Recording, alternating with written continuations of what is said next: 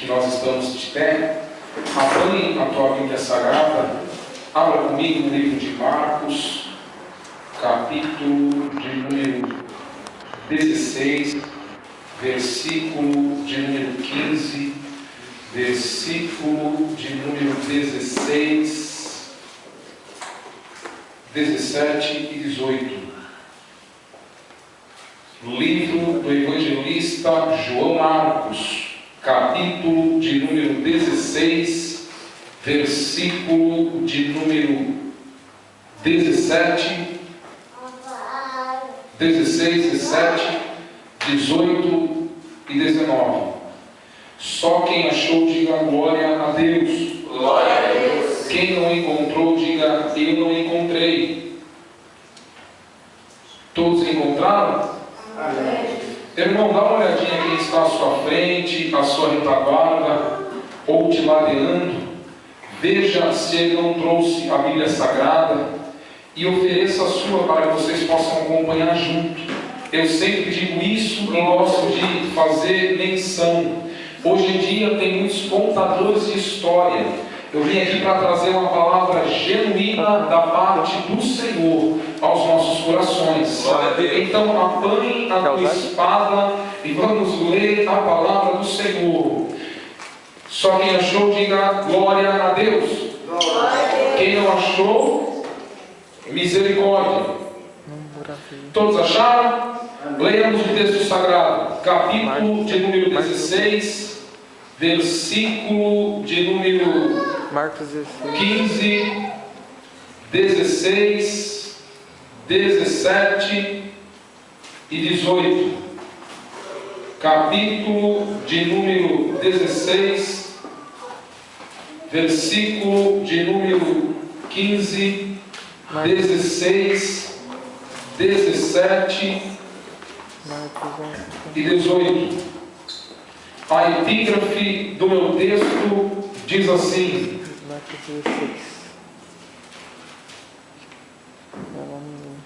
a aparição de Jesus depois da sua ressurreição.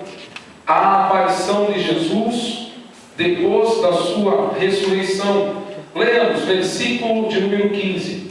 Diz assim: e disse-lhe: ide por todo o mundo, pregai o evangelho a toda criatura. Quem crê e for batizado será salvo, mas quem não crê será condenado. E estes sinais seguirão aos que creem.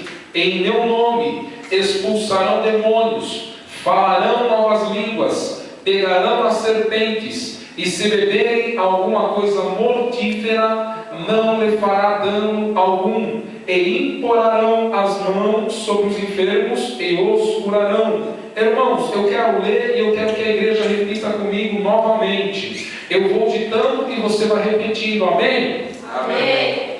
E disse-lhe: ide por todo o mundo, pregai o evangelho, a toda criatura. Quem crê e for batizado, será salvo, mas quem não crê será condenado.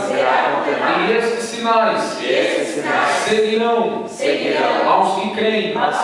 Em meu nome expulsarão demônios, falarão novas línguas, pegarão as serpentes, e se beberem alguma coisa mortífera, não lhe fará dano algum, e imporão as mãos sobre os enfermos e os curarão. Amém. Pode permanecer de pé comigo como aqui estou. Curve a tua cabeça, feche os teus olhos, coloque a mão direita na altura do teu coração e oremos uma vez mais ao nosso eterno e bondoso Deus. Feche os teus olhos, curve a tua cabeça. Todos os pregadores têm os seus costumes e não vai ser diferente essa noite. Em reverência à pessoa bendita do nosso Senhor Jesus Cristo, curve a tua cabeça, feche seus olhos, coloque a mão na altura do teu coração e oremos uma vez mais ao nosso eterno e bondoso Deus. Querido Deus e soberano Pai, É no nome santo do Teu Filho amado Jesus Cristo que nós pedimos a Ti, Senhor, que o Senhor venha derramar, Senhor, as Suas bênçãos sobre as nossas vidas, que o Senhor venha, meu Pai, avultar, atinar os nossos ouvidos, para que nós venhamos voltar a ouvir a voz do Espírito Santo, que o Senhor venha constranger, meu Pai, as nossas vidas, para que nós venhamos estar contritos diante de Ti, para ouvir e entender a Tua palavra. Pai, eu repreendo toda a mortandade que assola a meia-noite, toda peste que voa meio-dia, em nome de Jesus Cristo, eu lhe ordeno, pega tudo que é seu e bate em retirada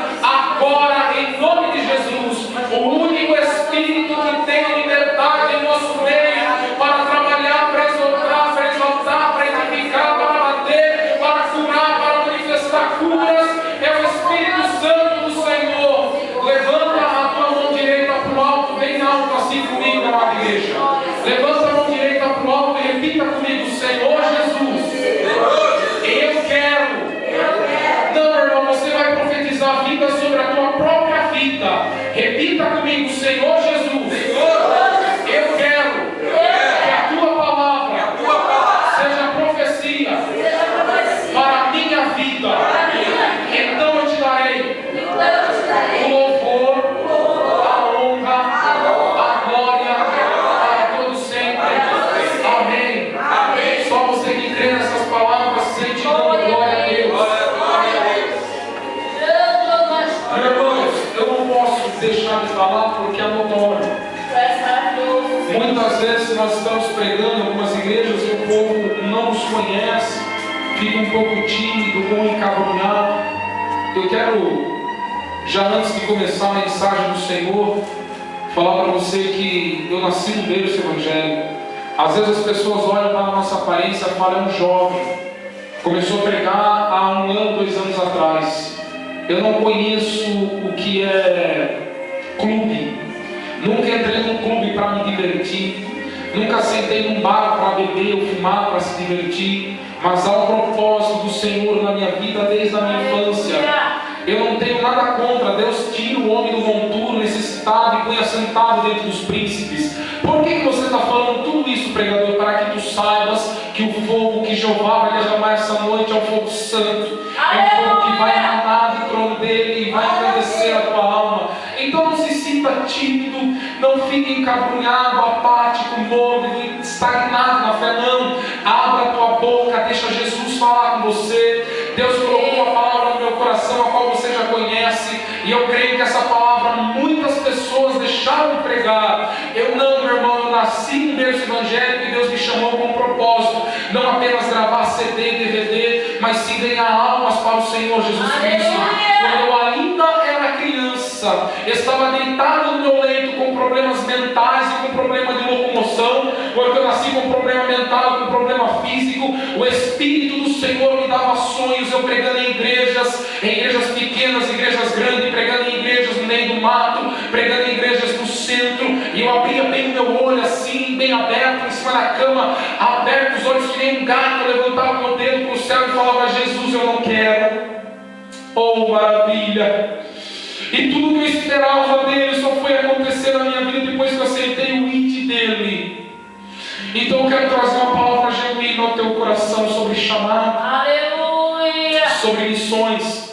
Sabe por quê, meu irmão? Porque na igreja não é um culto ecumênico. Eu gosto de usar essa expressão, aonde um padre fala, aonde um líder fala, outro fala. Não, Deus usa os grandes, usa os pequenos, usa os que têm letras, usa os que também não têm letra, mas o único que fala aqui é o Senhor Jesus Cristo. Amém? Então vamos entrar na palavra do Senhor. A Bíblia diz que logo que Jesus ele teve a morte dele e ele teve a ascensão, antes da ascensão dele ele ficou durante 40 dias se revelando aos seus discípulos, e nesses 40 dias ele ia confirmando o chamado de cada um. Eu fico imaginando pastores ele olhando para Pedro toda vez que ele podia se levantar, olhar para Pedro e falar: Pedro, eu ainda acredito na tua chamada. Você, entre todos os discípulos, você é o menos provável. se me perguntassem quem vai ser o seu sucessor, Jesus Cristo, eu poderia apontar qualquer um, menos você. Mas durante os 40 dias, Jesus Cristo se revelara na terra e mostrando apenas aqueles que Ele tinha chamado, aqueles que um dia Ele tinha incumbido o ministério de profetizar a palavra do Senhor. Então, antes da ascensão dele, a Bíblia vai dizer que estava reunido aproximadamente 500 discípulos, e os 500 discípulos reunidos, Jesus Cristo está subindo, e as nuvens encobrem ele, o anjo aparece diante daqueles discípulos, e fala para ele: varões galileus, por que você procura o que vive entre os mortos? Aí, Jesus, nas suas últimas aparições, deixou um legado para a igreja, do tempo a qual nós estamos vivendo. Ele falou: ide por toda a terra, fazei discípulo, e aqueles que crerem e for batizado em meu nome será salvo. E tem mais, que mais Jesus manda? Eu estarei convosco todos os dias. Eu estarei convosco todos os dias.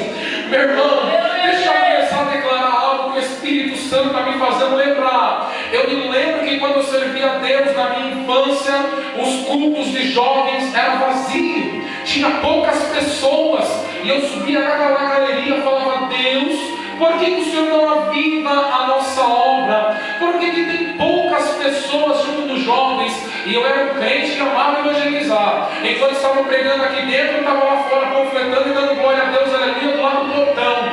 Aí o Espírito Santo falou para mim: filho, ainda que tu tenha que vir sozinho aqui na minha casa, abrir as portas da igreja e debruçar diante de mim, rasgar o teu coração e dar cultos de louvores e adoração a mim, tu virá. Eu chorei a Deus, não entendei, mas hoje eu sou um homem e eu entendo. Ainda que ninguém mais queira servir a Ele, eu vou servir, eu vou honrar, porque foi Ele que me chamou, foi Ele que te vocacionou, e a tua motivação de servir a Deus e cantar, de pregar, de orar, de ler a palavra, de ensinar a palavra, não é pessoas, é Jesus Cristo. Então Jesus se revela a eles e dá um legado a eles. Pedro entendeu bem o chamado dele, mas em parte não. Agora vamos trazer para a palavra do dia de hoje. A Bíblia diz que havia um homem em Atos, capítulo de número 10. E eu não tenho nenhum problema em você pegar a sua Bíblia e folhear, porque eu sirvo a Deus desde a minha infância. E hoje, como um teólogo, eu posso falar. Já fiz curso de teologia, agora estou fazendo bacharel com muita humildade. Mas nós, no começo da nossa fé, nós erramos muito. Teve momentos Deus está vendo os pastores pregando e o pastor não deixava folhear a Bíblia, porque achar que está tirando a veracidade, o valor da palavra dele negativo. A Bíblia diz em João capítulo 5, versículo 39: leia, examine as minhas escrituras, porque elas que testificam de mim.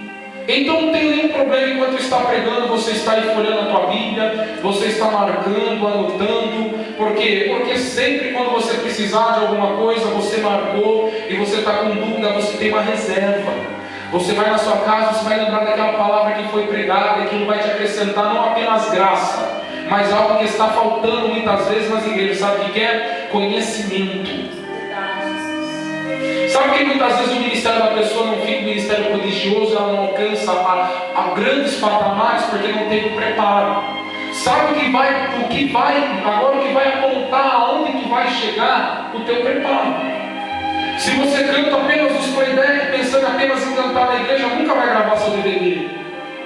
Se você prega apenas aquilo que você lê, você entende que o Espírito te revela, nunca você vai pregar no congresso. Você tem que se preparar para poder alcançar grandes patamares. É que nem uma corrida.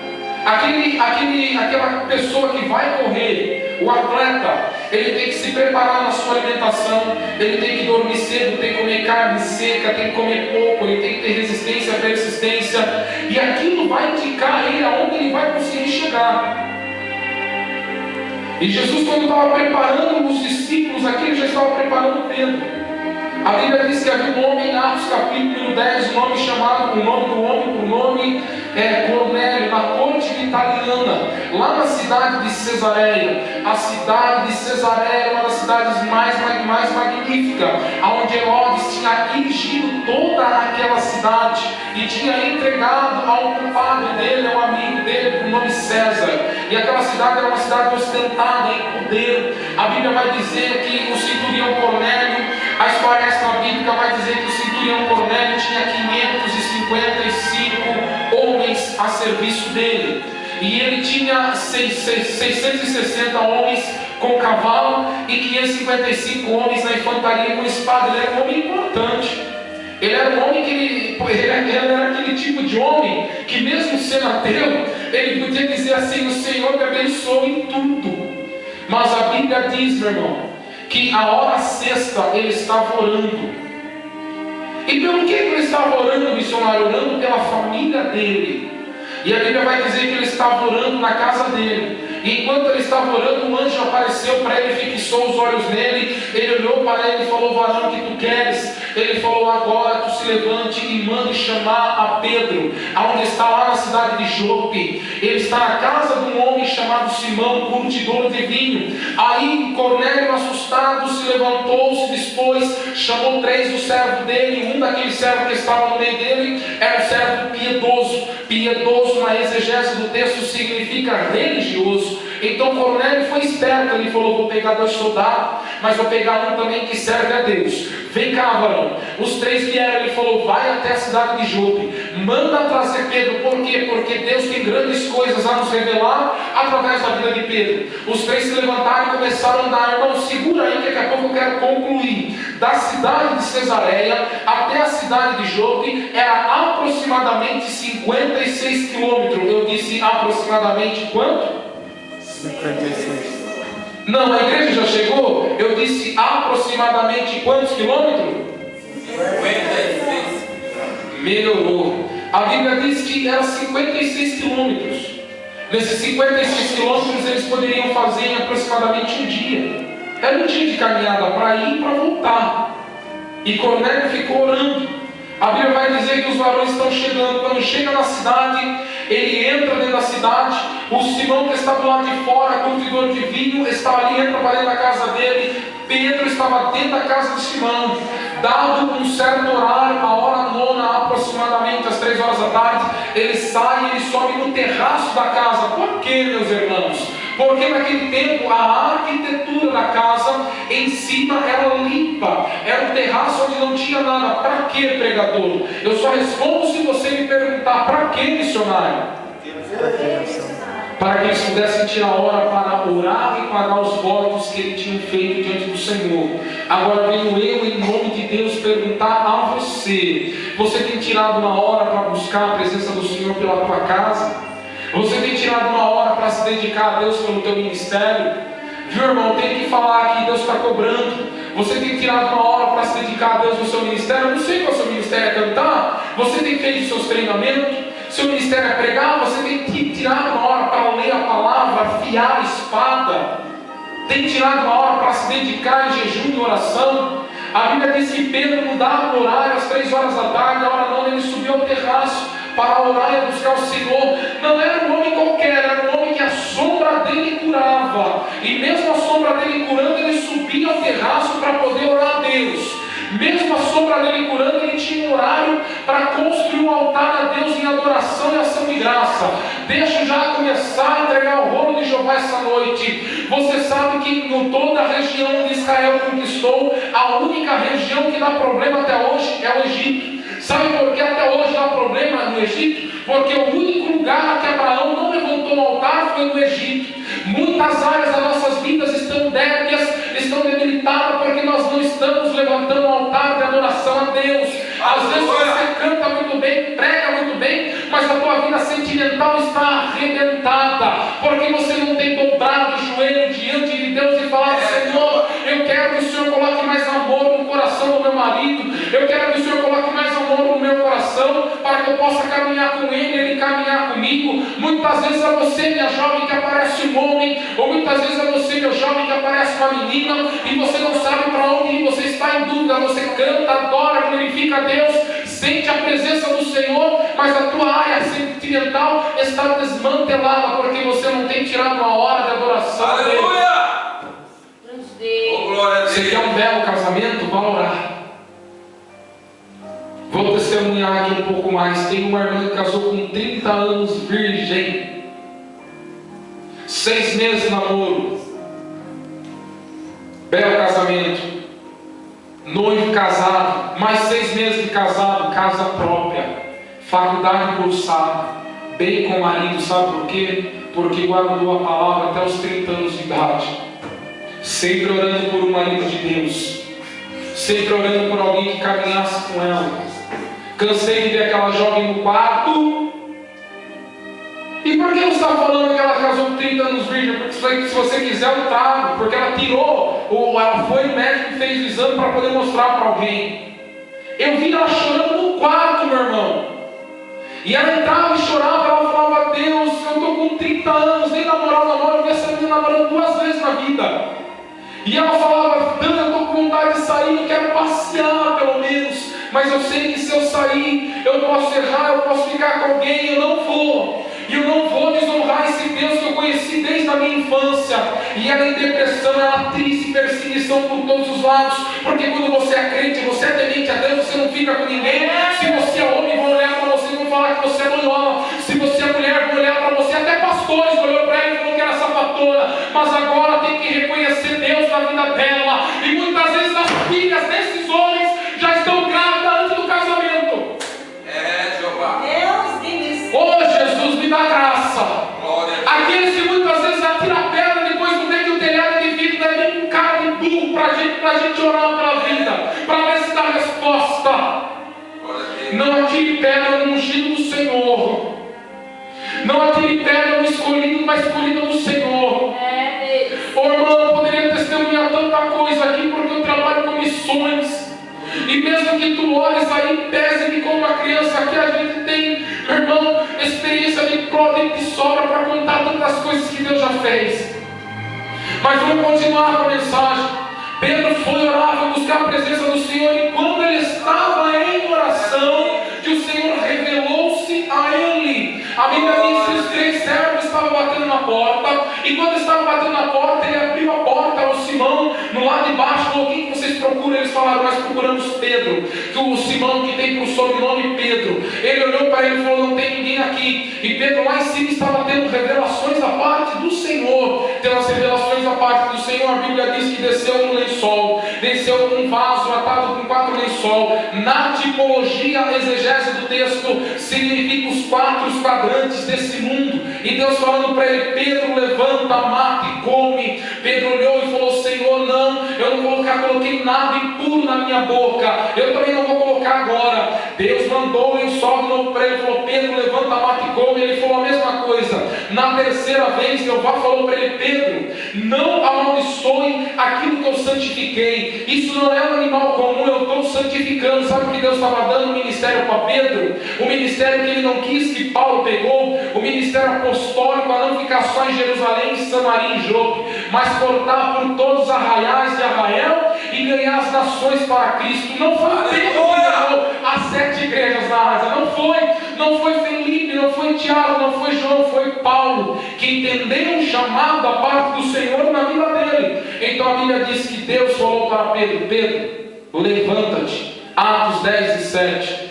Nada duvidando, vai com eles. Aqui e desce e vai com eles. Eu quero extrair 2 palavras aqui bem rápida, porque o tempo já está correndo. Primeiro, Deus fala para ele: levanta-te, sê constante, desce, dependa de mim. Meu irmão, vou trazer como a base bíblica. A Bíblia diz em Coríntios capítulo 15 que nós temos que ser constante diante do Senhor, porque as nossas obras há uma recompensa.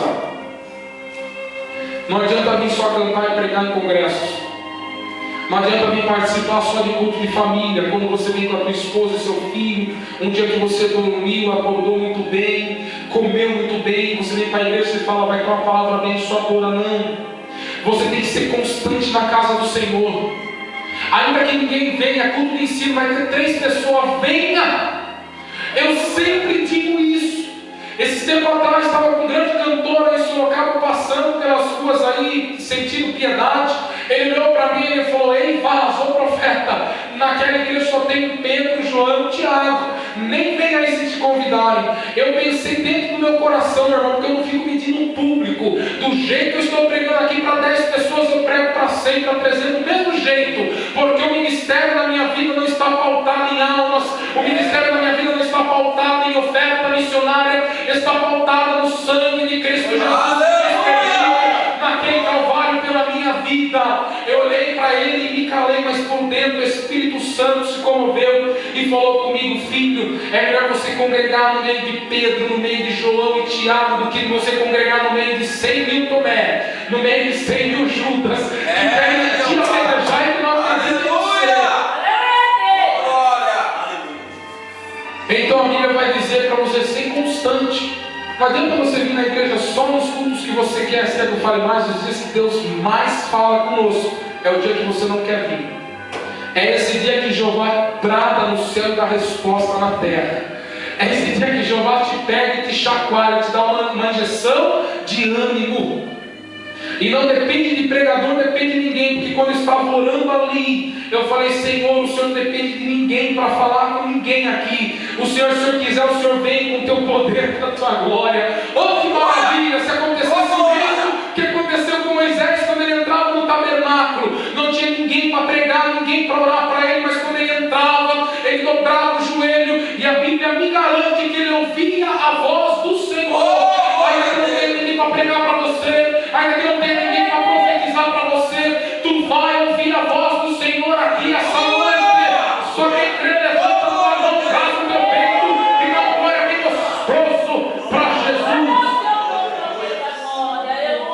Seja constante na casa do Senhor. E a segunda, meu irmão, na segunda ele está falando para ele: desce. Você está se achando muito, Pedro, dependa de mim. Só porque você se santificou a tua vida inteira, eu não posso fazer coisas novas, não posso fazer algo diferente. A Bíblia diz para ele: desce. De uma forma prática, desce. Mas eu quero usar esse contexto de uma forma de humildade. Entendemos em 2 Reis capítulo 5, versículo número 1, que havia um homem muito poderoso, ele era herói, ele era conhecido, o nome dele era Naamã, porque por intermédio dele, Deus tinha dado livramento a Israel, para o povo da Síria, ao povo de Israel. Ele tinha matado mais de 144 mil soldados com a lança dele, com o exército dele, então ele era poderoso. A Bíblia vai dizer que ele está entrando na casa dele, eu conjeturo, a mulher olhando para ele e falando: meu Senhor, vencemos a batalha. Ele olha para ela, levanta o escudo, levanta a espada, bate a espada no escudo e fala: a vitória é nossa.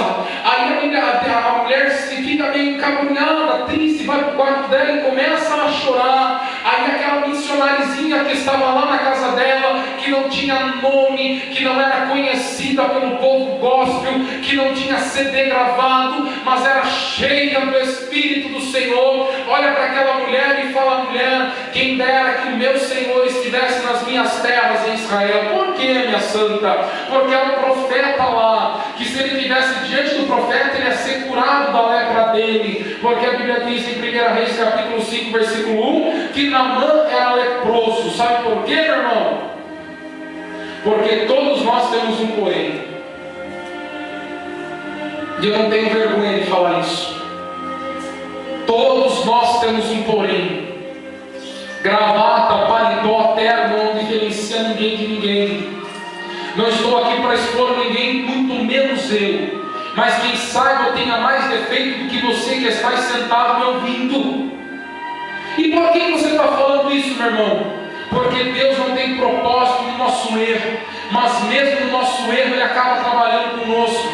Ele pega nossas virtudes, desfruta das nossas virtudes, mas em meio aos nossos problemas, os nossos porém, Ele trabalha. Aleluia, Deus. Ele trabalha. Ele vai te usar da forma que você é.